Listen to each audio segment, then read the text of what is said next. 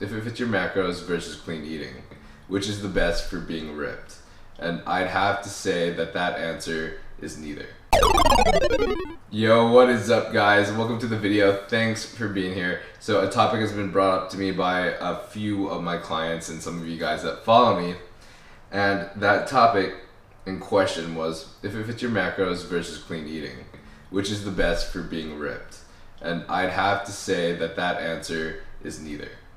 It doesn't mean like, oh, don't eat clean or don't fit your macros. So let me further explain what I mean by neither, but first I have to explain the ideology behind if it fits your macros and clean eating.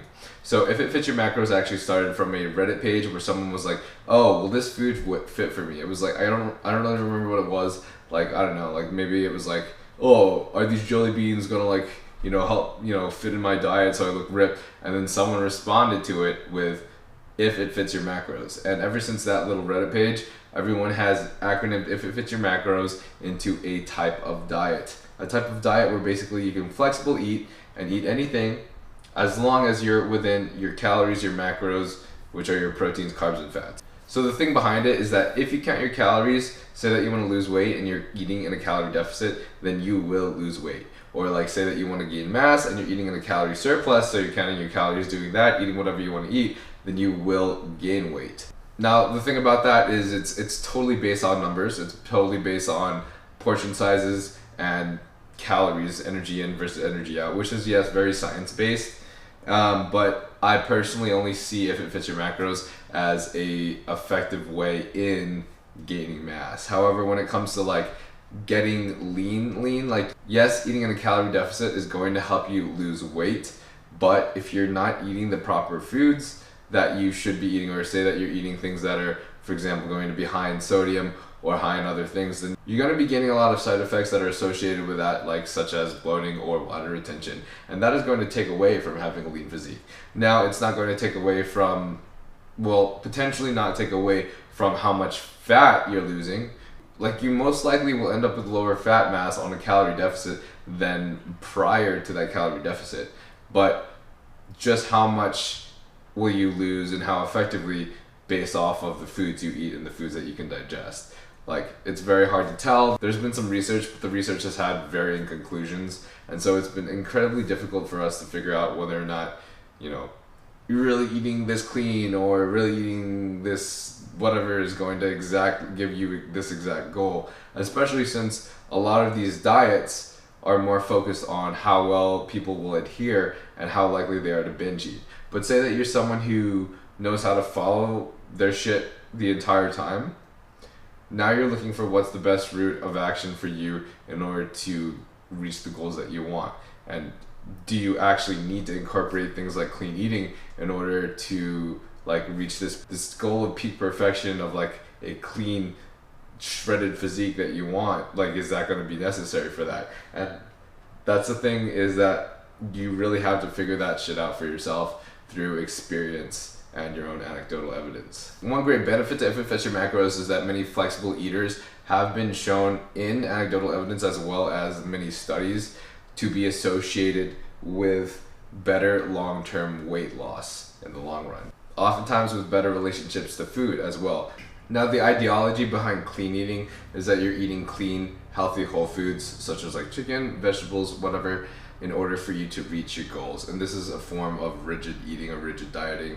And the thing about this is that you can eat clean and you can get to your goals and this can help you, but clean eating has been shown in numerous studies to affect food, behavior, and relationships in not the most positive of ways. Now, in addition to all of this, not everybody has agreed on what they believe that clean eating is. And so, unfortunately, the guidelines and the ideology in clean eating doesn't really have any guidelines over total calorie count and macros.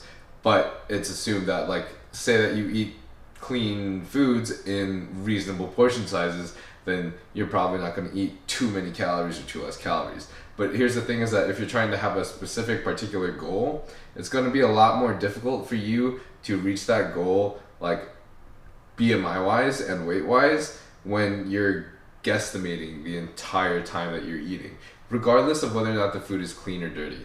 When clean eating isn't approached in a comfortable way that someone can easily adopt to their lifestyle, say someone who hasn't been eating healthy for a very long time, and so now they're very overweight or they're obese, and suddenly they're like, I want to get shredded, I want to get lean, I want to lose 50 pounds, and then jumps right into clean eating. That has been shown to have an extremely low chance of adherence to that diet. Like, for that particular person, it's probably extremely difficult for them to adapt to that huge lifestyle change, which is why it's good to take things in small steps. So one recent study in 2020 on flexible versus rigid eating patterns showed that rigid restraint and inflexible eating were more closely classified with binge eating. However, then again, if you're trying to stay ripped year-round and you do have control overcoming that likelihood of binge eating, then incorporating ways from both ends is going to get you the absolute best physique and best package. So in order to stay absolutely ripped year-round and trying to stay lean year-round, it is absolutely necessary to incorporate areas of both sides. Now, like, you should be following your macros to make sure that you can gain the body composition that you want, but at the same time, figuring out what foods work for you, what foods you can digest, what foods make you feel best, what foods optimize your body and allow your body to work at its top efficiency is going to yield your physique the best results. Because if your body isn't working at its top efficiency, say that you're, consuming some little bit of dairy products when you're lactose intolerant, and so that's going to affect your digestion, causing you to require energy in order to cope with that digestion, plus potentially causing side effects such as bloating and water retention. That's going to take away from you having that lean physique, and being consistent is going to absolutely help you keep that physique year-round. Like, I am genuinely a proponent of gut health, and so I do believe that the quality of food that you consume is also going to affect your quality of life, how well you work, how well you can focus, how happy you feel, your mood throughout the entire day, as well as how well your body is going to work, how well your body digests, how well your body metabolizes, how well your body is going to just work. And when it comes down to you becoming your most optimal self and getting and building the best physique of your lifetime, you bet that you want to optimize absolutely everything you can. So here's my process and my key steps to staying lean year-round. So in this process, first we're going to start with if it fits your macros, and number one is going to be counting your calories and calculating your TDEE. So what is your TDEE? It's your total daily energy expenditure, and you can figure that out and calculate that off of any calculator probably any calculator that you find on Google. Normally I just search on Google TDEE, and the first website or second website that comes up will have like a great TDEE calculator for you to calculate your total energy expenditure. But essentially this energy expenditure is going to depend on what your activities throughout the day is going to look like. Like, how active are you in the day? Are you sedentary at a job from 9 to 5, or are you are you in construction and you're constantly moving the entire day, like 8 hours of the day you're carrying and moving things? Those two different types of lifestyles are going to have a huge difference in their maintenance calories. Second, you calculate the calories that you need in order to get to your goals. So like, if you're trying to gain mass, obviously you're going to want to eat a little bit more calories. Could be anywhere from 200 to 1,000. Normally I don't go anywhere over 500 because you don't want to be gaining like a pound a week. If you're gaining over a pound a week, then that's obviously not going to be lean muscle unless you're on some sort of thing or you're on some sort of PEDs. Now, if you're trying to get lean or stay ripped, which is the subject of this video, then obviously you're going to want to be in a calorie deficit. If you're trying to lose weight, say that you want to lose 15 pounds, then you're probably going to want to lose at a steady, consistent rate. And one steady, consistent rate that's comfortable for most people, and that I would say is a healthy, steady rate, is about a pound per week. Losing about a pound per week will put you at about 3,500 calorie deficit per week, which is about 500 calories in a deficit per day. Now, if you're trying to stay ripped and stay lean, say that you're already lean, you're already ripped, and you're not trying to lose so much, your maintenance calories are probably going to be lower than you were when you were at a higher body fat percentage. So say that you're like 7% body fat and you're trying to stay lean and stay that lean, then while that potentially may not be best for your hormones, and if you're a male, probably not the best for your testosterone level, you're going to have a lower calorie maintenance than when you're at your more comfortable body fat percentage, say around 10%, maybe even 12% body fat. And so your maintenance is probably going to be slightly lower than it normally is. Say your maintenance is 2,500 calories at like 12% body fat, you might be at like, I don't know, 2,200 calories at like 7% body fat. And being at 2,200 calories, that's something that you're gonna have to figure out for yourself by tracking your weight and looking at your physique and seeing how it changes around 2,200 calories. Most likely you're probably going to stay around there, and that's probably going to be the ballpark where you're at your maintenance. If so, you're going to want to put your total calorie intake at that level. So step 3 in my process, which is still part of if it fits your macros, is to calculate your proteins, carbs, and your fats. So for protein, there is a lot of studies with varying results and varying conclusions. The thing is, every person is different. So one person may actually require more protein per pound of weight than another person. So there have been numerous studies that try to determine the optimal amount of protein needed for muscle preservation or muscle gain, but a lot of these have had varying conclusions. So in one study in 2010, there was a high protein group that was consuming about 2.3 grams of protein per kilogram that lost significantly less muscle mass than the control group in that study, which was consuming about 1 gram of protein per kilogram. Now, this shows that if you're consuming around at least 1 to a little bit more than 1 gram of protein per pound, then you may be more optimal and primed for muscle preservation than someone that's eating lower protein. Obviously, it's hard for these studies to apply directly to you. Like, maybe you're an athlete, maybe you're just like an average Joe. Maybe the control group was only for, overweight men at 40 years old, and you are like an all-star athlete that is trying to get absolutely fucking yoked and like not fit through doorways. There is a lot of potential that you may need more protein than somebody else or any of these people in these control groups in these studies, because there has been more studies and more evidence that have shown that athletes require more protein than someone that's sedentary and not doing anything. And that's obvious. But our level of activity and the type of activity that we all do varies significantly. And we don't really know how much these factors will affect protein synthesis or protein absorption. Or just like your genetics, how much your genetics affect protein synthesis or protein absorption. So what I like to do is I like to err on the side of safety and consume just a little bit more protein than I've seen in research literature, and also look at bodybuilding bro science, or more so the anecdotal evidence of bodybuilders out there and what they found to be the best protein intake for them. I think what's important is also seeing how much protein you can digest. I found personally that I can digest about 40 to 45 grams very comfortably per meal. If I go anywhere above 45 grams per meal, then I start feeling really slow, and my focus drops significantly, and I don't feel great anymore. And so I consume my meals about like 45 grams per meal. And then in addition to that, I eat either 4 to 5 meals of that protein per day. In one of the recent studies I found, they had a group that was consuming a high protein content of about like 1.2 times their weight in pounds in protein. And that had been shown to preserve more muscle mass than the control group that was eating significantly lower. And so what I consume is about 1.4 times my weight in protein. I've just added a little bit extra on top of that, just in case. Now, I don't know if this is most optimal for me, but this is something that I found out for myself works well, considering how much protein I can digest throughout the day and what feels comfortable to me, as well as this study that talks about 1.2 times the weight in protein is shown to be like an optimal minimal amount of protein for you to consume in order to like preserve muscle mass. And regardless of whether or not I am trying to lose weight or stay ripped, I still try to consume this amount of protein because I want to try to preserve as much muscle mass as possible. For the next step in my process, I start adding more aspects of clean eating. So number 4 is going to be picking foods that you can digest well and that you feel the best on.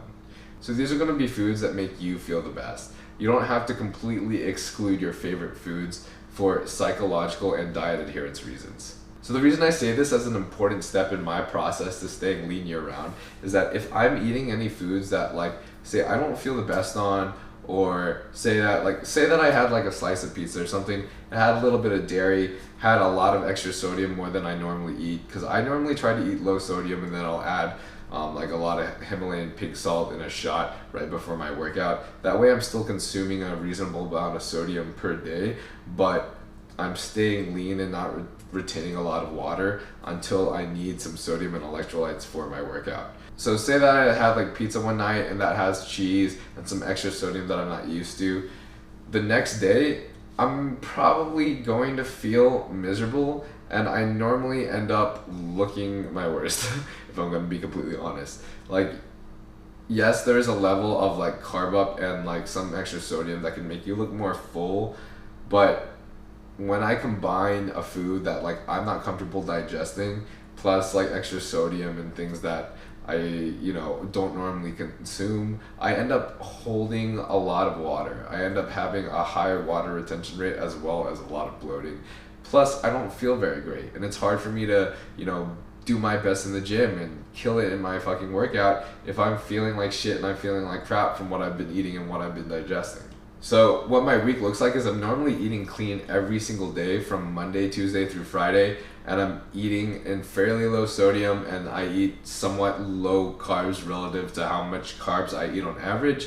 And then come like Thursday and Friday, I start eating a little bit higher carbs, and then I'm drinking a lot of water the entire time, normally about 1.5 gallons at least each day, in order to have consistent water flowing through me. And that way, whenever I wake up in the mornings, I end up looking a lot leaner. If I didn't drink a lot of water for a few days, when I wake up in the mornings, I'd be holding a lot more water, which makes a lot of sense because your body is trying to hold as much water as it can in order to retain as much hydration as possible when it feels like it's being dehydrated, because you're not drinking enough water, or you're not drinking enough electrolytes, or whatever. Then after I carb up on Thursday or Friday, I normally end up shooting a little bit on Friday and then filming a little bit more on Saturday and Sunday. And on these days, I'll take like a salt shot, which I just talked about earlier, and which will help me with my pump and like hydration during my workout, allow me to have a more full look by the time that I am doing my videos. But in eating these clean foods that I know feel great for me and that digest well for me, I'm able to feel my very best and look my very best the entire week and still maintain this low level body fat percentage. There's so many other factors that can just affect the way that you look and feel. Say that you've been eating like these unhealthy foods or whatever that you absolutely love, but unfortunately in the way that you're living and the way that you're sleeping and the way that you're consuming, the way that your diet is, that, consists of these foods that may not be the best for you, and because of this you're potentially causing some sort of hormone imbalance or some sort of like low levels of hormones that just aren't the most optimal level for you to be functioning at. So your testosterone isn't at a great level, or maybe at a lower level than usual for you, then that could affect your BMI. Like your fat mass could increase, your muscle mass could decrease. Plus, if you have higher estrogen than normal, or your hormones just aren't quite in balance, then that can cause water retention that will make you look less lean than normal as well. So if you're eating nonstop processed foods and you're not getting your nutrients in, this is a potential factor to affect that. That's why you want to look at absolutely everything, right? So you don't want to only eat clean, because if you only eat clean, there's also potential there that you may be missing nutrients from other places, because you may be excluding foods that have nutrients that you need. Whereas if you're only trying to fit your macros, then you may not be eating intuitively enough for you to be eating foods that'll help you look lean and maybe feel your best and have the best hormone levels. Like, I do not always look my best, but I tactically do and follow my diet in order for me to look my best when I need to. And it's honestly just all part of the game. Like, sometimes I look like shit. Sometimes I absolutely fucking look like shit and I don't even want to film. Like, one example is, like, I just went to the Bahamas for EHP's photo shoot, right? I worked really hard for like a couple months to cut and look lean for it. And then what happened? I go on the plane, I go over there, I ate a meal that wasn't a meal I would normally consume, had a lot more sodium than I'm used to, and that flight plus most likely that meal just bloated me the fuck up. I was holding so much water for literally the first 3 days and the first 3 days of shooting that I looked fatter, or at least I looked more full, and I looked thicker and less dry than I had weeks before. And that's just the unfortunate truth, that when you are that lean, your body can be affected that easily by small factors like that, like electrolytes and hormones. So if you're trying to stay looking lean all the time, then that tip of the iceberg shit is going to become important too. Say that I've been eating super clean and I've also been eating low sodium for a long period of time, like lower sodium than I should be consuming. I normally feel that. I feel that in the dehydration of my body. I feel that in my cravings for salt. Say that I'm also feeling a little bit more depressed than normal for some reason. My mood isn't quite as up as normal. Normally I attribute that to my fat consumption and my healthy fat consumption. If I haven't been eating enough fats, then there's going to be a dip in my mood. And unfortunately, a low consumption of fats over a long period of time, say lower than your body can maintain, can also lead to an imbalance of hormones or like a dip in your testosterone level.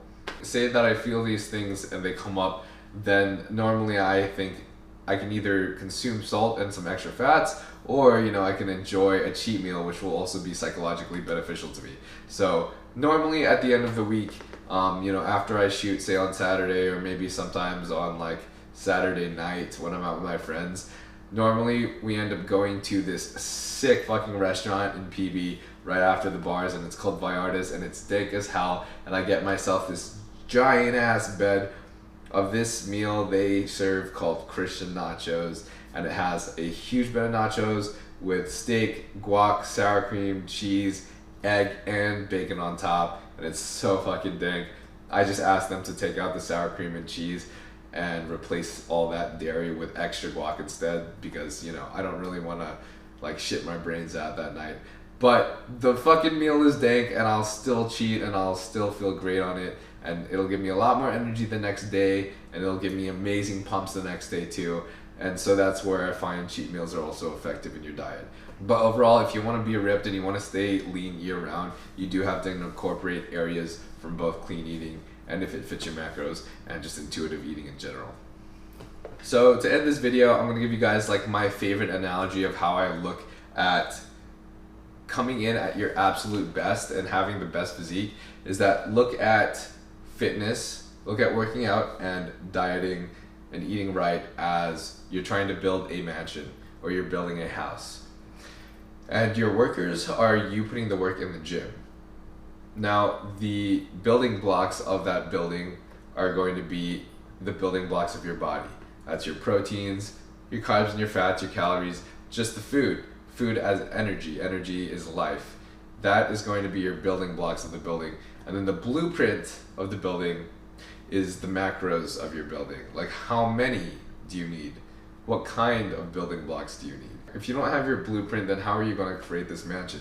You have no idea how many materials you need. You have no idea what kind of materials you need. You just can't build it. And then if you don't have the proper building blocks to build a mansion, you just throw in stuff that like works, then yeah, you'll end up having a building if you were following the blueprint and following your macros, but you're not going to have the absolute best quality building you could have. The macros, the amount that you're eating counts, and also the type of food that you're putting in your body counts as well.